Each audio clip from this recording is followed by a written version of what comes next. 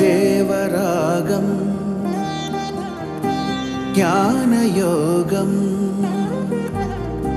వ్యాసపీఠం బహువేదశాస్త్రం బోధామృతహిత శ్రీమన్నారాయణం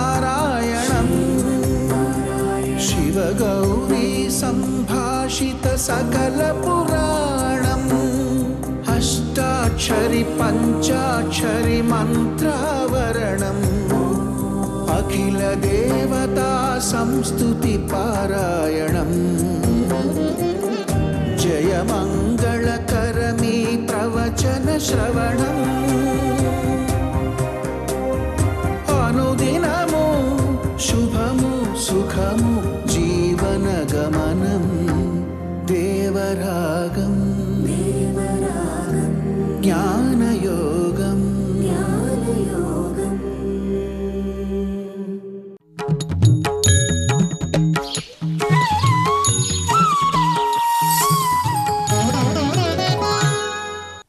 ఆపదామపహర్తారం దాతారం సర్వసంపదాం లోకాభిరామం శ్రీరామం భూయో భూయో నమామ్యహం.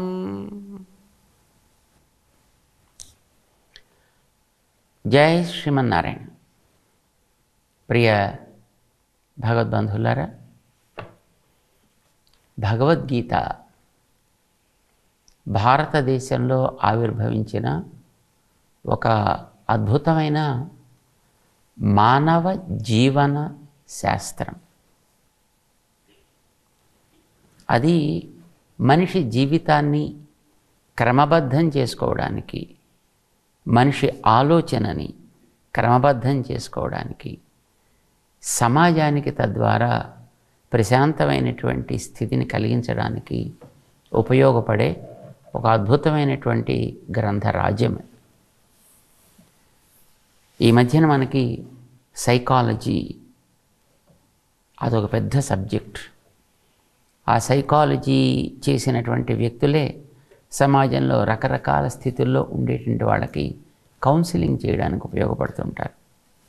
గృహాల్లోనో, ఆఫీసెస్లోనో, వ్యాపార సంస్థల్లోనో, రకరకాల స్థానాల్లో కౌన్సిలింగ్ ఎట్లా చేయాలి, ఏం చేయాలి, ఎలా మాట్లాడాలి, ఎలా చెప్పాలి, ఎట్లా వారిని సర్ది మళ్ళీ కార్యక్రమం సవ్యంగా సాగేటట్టు చేయాలి, ఇలాంటివన్నీ చేస్తుంటారు.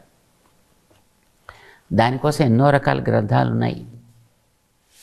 ఎన్నో రకాలైనటువంటి టీచింగ్ మెథడాలజీస్ ఉన్నాయి. వాటిల్లో ఇచ్చే విషయానికంటే అద్భుతమైనటువంటి ప్రభావం కలిగినటువంటి విషయాన్ని 5000 సంవత్సరాలకి పూర్వం భారతదేశం ప్రపంచానికి అందించింది భగవద్గీత అనే ఒక ఉత్తమ గ్రంథం ద్వారా. దీన్ని ఆధారం చేసుకునే మిగతా అన్ని రకరకాల విషయాల్లో డీల్ చేసేటటువంటి వ్యక్తులు చేస్తున్నప్పటికీ భగవద్గీత పేరు దాంట్లో వాళ్ళు తీసుకోరు.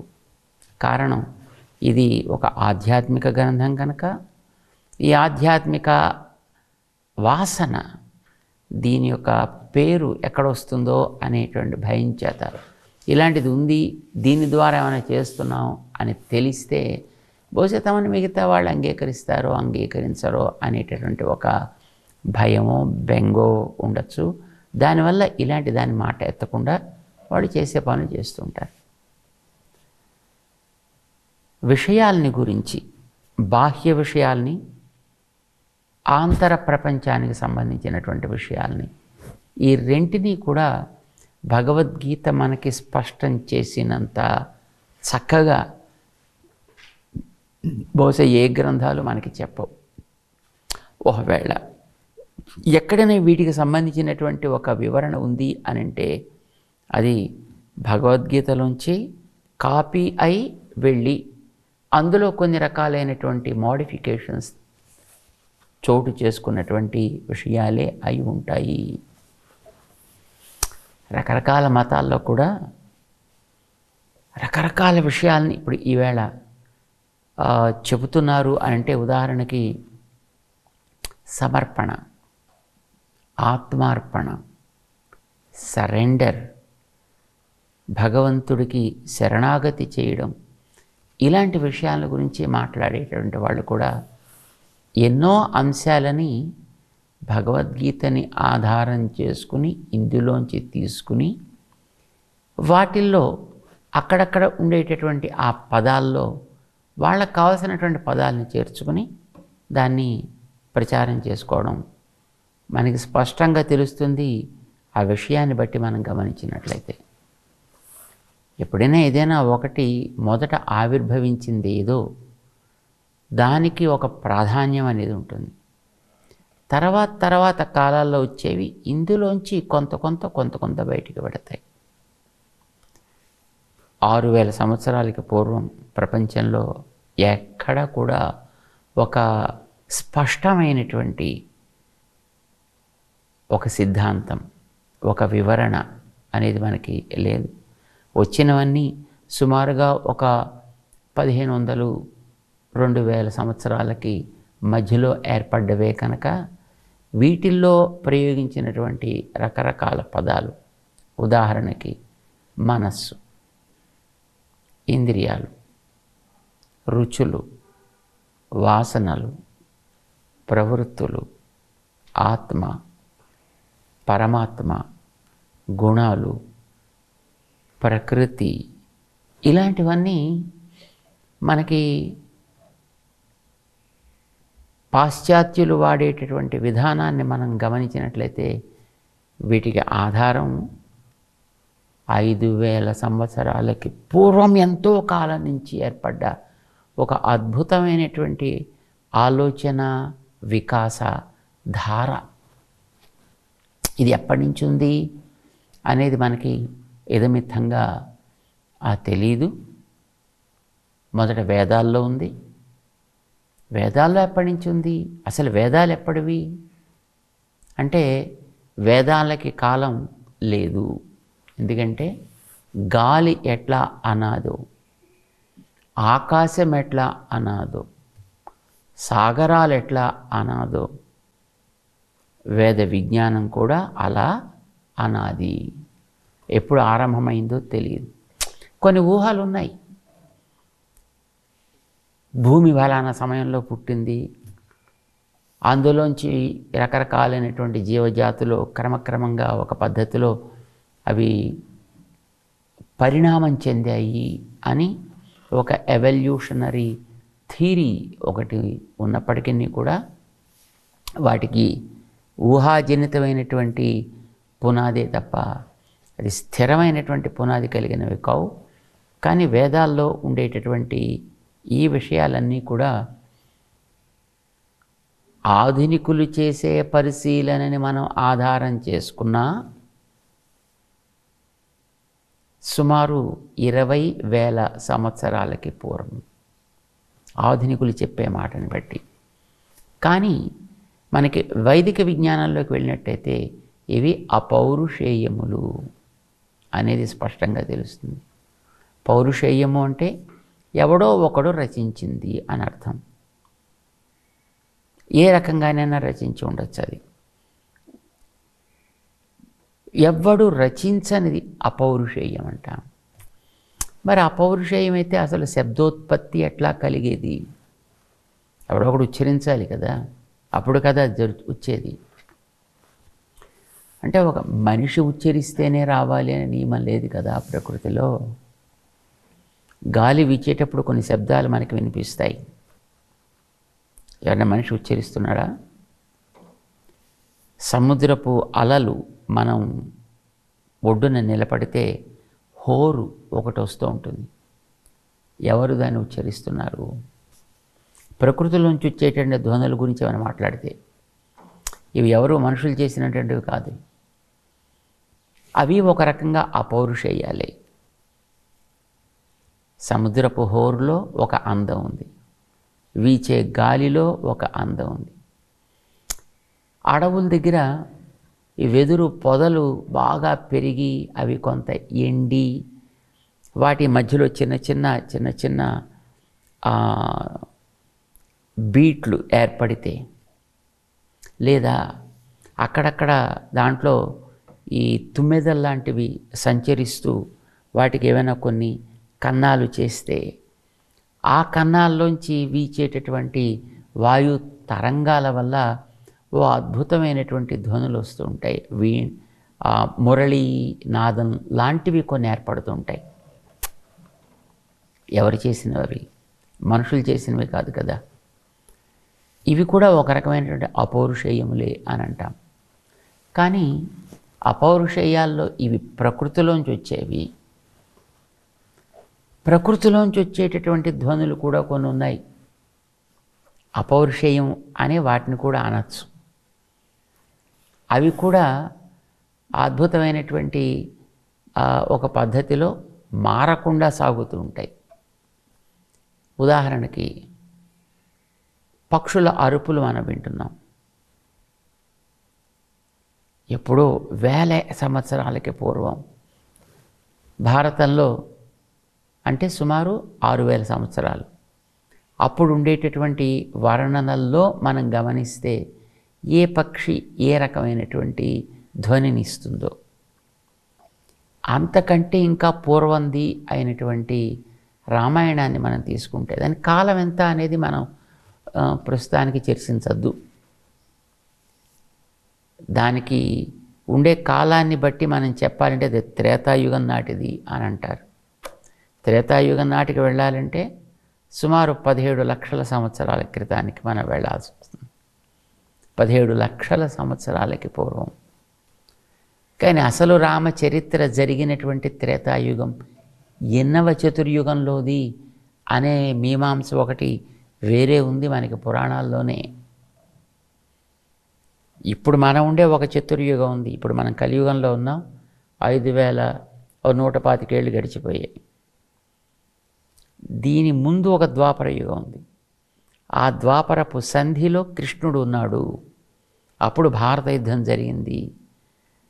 అప్పుడు మనకి ద్వారకా నగరపు నిర్మాణం, బృందావనం, మధురా నగరం ఇవన్నీ అప్పటివి అని మనకి చెప్తారు.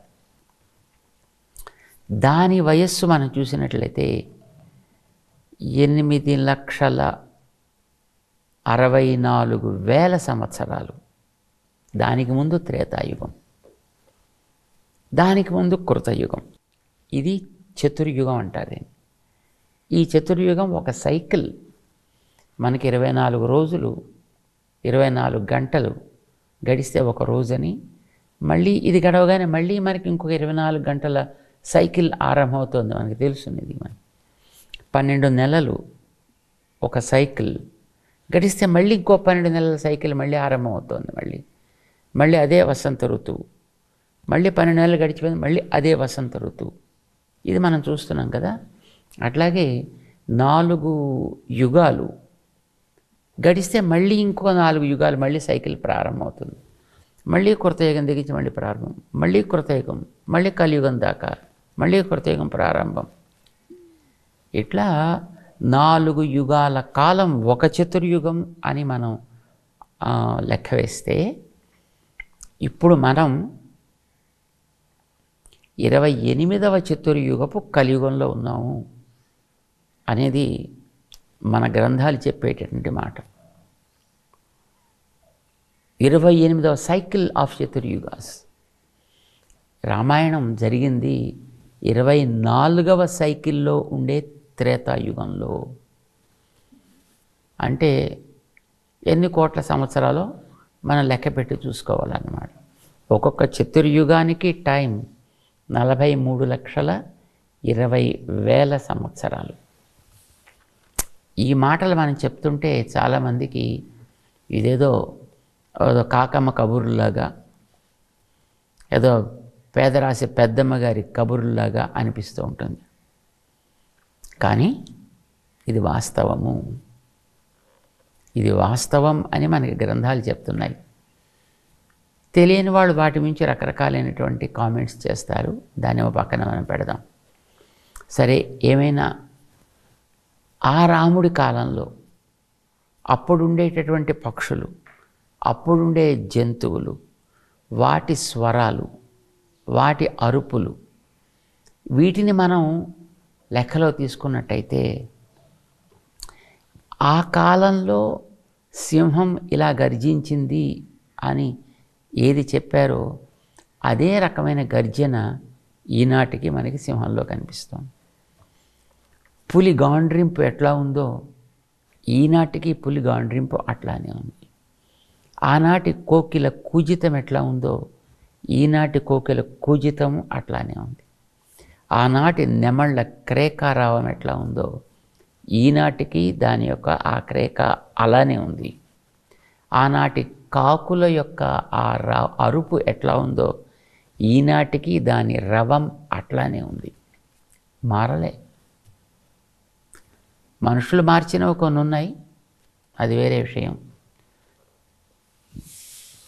ముఖ్యంగా కోడి, దాని యొక్క ఆ అరుపులో కొక్కురో కో అని అరిచేటటువంటి ఆ అరుపుని మన వాళ్ళు ఒక ప్రమాణంగా తీసుకుని అందులో మొట్టమొదటి కో, రో, కో, దీని వ్యాకరణ శాస్త్రకారులు ఒక అక్షరము యొక్క పలుకుబడి కాలం ఎంత ఉంటుందో దాన్ని నిర్ణయం చేయడానికి వాడారు. దాన్ని మాత్ర అంటారు. దాన్ని ఏకమాత్ర, ద్విమాత్ర, త్రిమాత్ర అంటారు. దాన్ని ఆ ఏకమాత్ర, ఆ 2 మాత్రలు, ఆ 3 మాత్రలు. ఈ మాత్రల కాలం నిర్ణయించడం ఎట్లాగా? నేను ఆ అంట, ఇంకొకడు ఆ అనొచ్చు. నేను ఆ 2 మాత్రలు అంటాను, ఇంకొకటి ఇంకొక రకంగా అనొచ్చు. 3 మాత్రలు వాడి యొక్క అభ్యాసాన్ని బట్టి ఒక్కొక్కడు ఒక్కొక్క రకంగా పలకచ్చు కదా. మనుషుల అభ్యాసాలు మారుతూ ఉంటాయి. ఎందుకంటే మనిషి నోటికి కుదురు లేనివాడు, ఎలాగైనా మార్చగలడు మాటని. ప్రకృతిలోంచి అలాంటి మార్పులు రావు. ప్రాణికోటి ఇతరమైన దాంట్లోంచి కూడా అట్లాంటివి రావు. కీచురాయి ఇట్లా అరవాలి అంటే అట్లానే అరుస్తుంది. మనిషిలో అలా అరుస్తాడని ఇది లేదు. మనిషి ఒక్కొక్కసారి ఒక్కొక్క రకంగా అరవచ్చు. వాడి గొంతులు ఎలా కాంటే అలా మార్చచ్చు. కానీ ప్రాణికోటి అట్లా ఉండదు. దానికి కోడిని వాళ్ళు దృష్టాంతంగా పెట్టారు. వ్యాకరణాన్ని రచించినటువంటి వేల సంవత్సరాలకి పూర్వం దాని నియమాల్ని ఏర్పాటు చేసినటువంటి వ్యక్తులు ఈ మాత్రల్లో ఏకమాత్ర, ద్విమాత్ర, త్రిమాత్ర ఎట్లా ఉండాలి. ఏకమాత్ర అంటే ఆ కోడి అరిచిన అరుపులో కో అనేది ఏకమాత్ర, కొక్కు రో అది ద్విమాత్ర, కో అంటుంది అది త్రిమాత్ర. దానికి ఏకమాత్ర అయితే దానికి హ్రస్వం అని పేరు పెట్టారు. 2 మాత్రలైతే దానికి దీర్ఘం అని పేరు పెట్టారు. 3 మాత్రలైతే దానికి పులుతము అని పేరు పెట్టారు. పులుతము అని. వీటిని మనం ఎట్లా గుర్తించేది అంటే కోడిని ఉదాహరణగా తీసుకున్నారు. అంటే దాని గొంతు మారదు అని ఉద్దేశం. అంటే చాలా కాలం మారలేదు. ఇప్పుడు ఈ మధ్య కాలంలో మనోళ్ళు హ్యాచరీస్ ప్రారంభించిన తర్వాత దాంట్లో కోళ్ళని కూడా రకరకాలుగా మార్పులు చేయడం ప్రారంభం చేసిన తర్వాత అవి కొక్కురోకో అండ మర్చిపోయి అండం ప్రారంభించాయి. ఇప్పుడు మన హ్యాచరీస్ దగ్గరికి ఎప్పుడైనా పెడితే ఇవి ఇలాంటి స్వరాలే వినిపిస్తాయి. అక్కడ వాటికి అరిచేటటువంటి అలవాటు పోగొట్టాడు మనిషి. అలాగే ఎక్కడైనా మనిషి చెయ్యపెట్టి భస్మాసుర అని అననివి ఎక్కడున్నాయో ప్రకృతిలో అవన్నీ కూడా ఎప్పుడు మారకుండా అలానే యుగ యుగాలు గడిచినా సాగుతున్నాయి. ఇవన్నీ అపౌరుషేయాలు, మనిషి చెప్పినవి కాదు. ఇది మనిషి చేసే ధ్వనులు కావవి, కనుక అవి కూడా అపౌరుషేయాలి. అంచేత ప్రకృతిలో అచేతనాల్లోంచి వచ్చే ధ్వనులు ఉన్నాయి, అపౌరుషేయాలు. చేతనాలైనటువంటి జంతువులు, పక్షులు, క్రిమి కీటకాలు లాంటి వాటిల్లోంచి వచ్చే ధ్వనులు ఉన్నాయి, అవి కూడా అపౌరుషేయాలు. ఈ అపౌరుషేయాలైనటువంటి వాటిని గమనించి మన భారతీయ తత్వవేత్తలు, శాస్త్రకారులు కూడా వాటిని చాలా జాగ్రత్తగా పదిలపరుచుకున్నారు. వాటిని తమ జీవితానికి కావలసిన వాటిలోకి సమన్వయం చేసుకున్నారు, అట్లా జీవించారు. తత్వాల గురించి మాట్లాడేటప్పుడు కూడా అట్లా ఏర్పడ్డటువంటి ఒక శబ్దరాశి, వేద శబ్దరాశి, ఆ శబ్దరాశిని వాళ్ళు గ్రహించి దాంట్లోంచి తమకు కావలసినటువంటి తత్వార్థాలని వెతుక్కున్నారు. వాటిని వాళ్ళు అర్థం చేసుకునే ప్రయత్నం చేశారు. వాటి మించి సిద్ధాంత నిర్మాణం చేసుకున్నారు. వాటిని తమ జీవితంలో అడాప్ట్ చేసుకున్నారు, వాటిని అమలు పరుచుకున్నారు. ఆ వేదరాశిని మనం అపౌరుషేయము అని అంటాం. అలా అపౌరుషేయంగా వచ్చినటువంటి ఆ వేదరాశి ఈ శబ్దాలన్నీ మనకి పరిచయం చేసింది. ఏవి? పరమాత్మ, బ్రహ్మ, ఆకాశాది భూతాలు, మా ఇంద్రియాలు, మనస్సు, బుద్ధి, ప్రవృత్తులు, రుచులు, వాసనలు, గుణాలు, వీటిలో జరిగేటటువంటి పరిణామాలు, ఇవన్నిటిని గురించి కూడా ప్రస్తావన మనకి వేదాల్లో ఉంది. వీటితో పాటు ఇంకా చాలా మనకు ఆశ్చర్యం ఏంటంటే, అప్పుడొచ్చినటువంటి ఆ అపౌరుషేయ గ్రంథాల్లో ఇప్పుడుండేటటువంటి మన శారీరకమైనటువంటి ఎనాటమీ కూడా స్పష్టంగా ఉంది. అంటే ఈ లోపల ఉండేటువంటి భాగాలు ఏమేమి ఉంటాయి, ఈ ఊపిరితిత్తులు ఎలా ఉంటాయి, గుండె ఎట్లా ఉంటుంది, ఆంత్రములు ఎలా ఉంటాయి, నాళములు ఎలా ఉంటాయి, హస్తి అంటే ఎముకలు, అస్థికలు అంటుంటాం కదా, ఎముకలు, నరములు, వాటితో పాటు ఉండేటువంటి ఇతర జ్ఞాన ప్రసరణ నాళికలు కొన్ని, ఇవన్నిటి గురించినటువంటి ప్రస్తావన, అవి ఎలా ఉంటాయి, అవి ఏం చేస్తుంటాయి, వాటి ద్వారా జరిగే ప్రవృత్తులు, ఇవి కూడా మనకి వేదం చెప్తుంది. కనిపించే ప్రపంచమే కాదు, కనిపించని ప్రపంచానికి సంబంధించినది కూడా మనకి చెప్తోంది అపౌరుషేయమైనటువంటి వేదం. అందులో ఉన్నాయి ఈ రకమైనటువంటి శబ్దజాలం అంతా.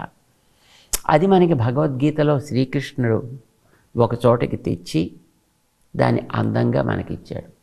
శ్రీకృష్ణుడు దీన్ని ఇవ్వడానికి పూర్వమే మహర్షులైనటువంటి వేదవ్యాసాదులందరూ కూడా వీటి గురించినటువంటి సుదీర్ఘమైనటువంటి చర్చలు జరిపారు. వాళ్ళు అందులో ఉండేటటువంటి సారాంశాన్ని బ్రహ్మసూత్రాదులుగా కూడా కూర్చారు.